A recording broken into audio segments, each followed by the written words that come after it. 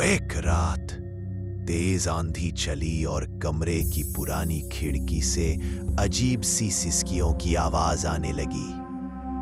रिया अपने बिस्तर पर थी जब उसने सुना कि दादी के कमरे वाले दरवाजे से धीरे धीरे खात खात की आवाज आ रही है, जैसे कोई नाखून से खुरच रहा हो। रिया का दिल जोर से धड़क रहा था।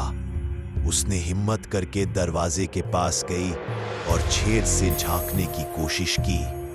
अंदर गहरा अंधेरा था, पर उस अंधेरे में उसने दो चमकती लाल आंखें देखी जो लगातार उसे घोर रही थी।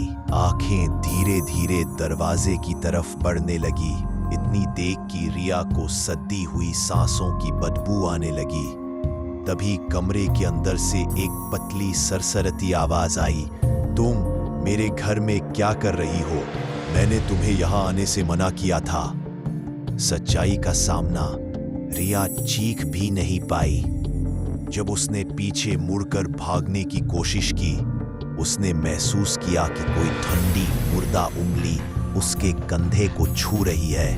उसने आंखें बंद कर ली और भगवान को याद किया। जब उसने दोबारा आंखें खोल, उसने देखा कि उसकी दादी की परछाई उसके सामने खड़ी है। वैसी ही सफेद साड़ी में, पर आंखें लाल और चेहरे पर डरावनी मुस्कुराहट। परछाई ने धीरे से अपना हाथ उठाया और रिया के गले की तरफ बढ़ाया। पर तभी रिया को याद आया कि उसकी दादी की कमाई हुई एक पुरानी चांदी की अंगूठी उसके हाथों में थी।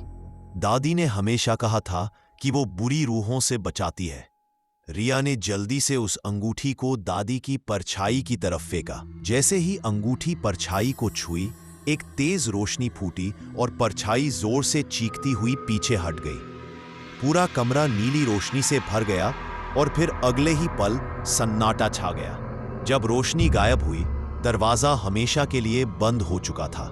रिया ने उस दिन के बाद कभी भी उस कमरे को खोलने की हिम्मत नहीं की और कुछ दिन बाद वो घर छोड़कर शहर चली गई। वो रूह अब भी उस कमरे में बंद है, उस दरवाजे के टूटने का इंतजार कर रही है।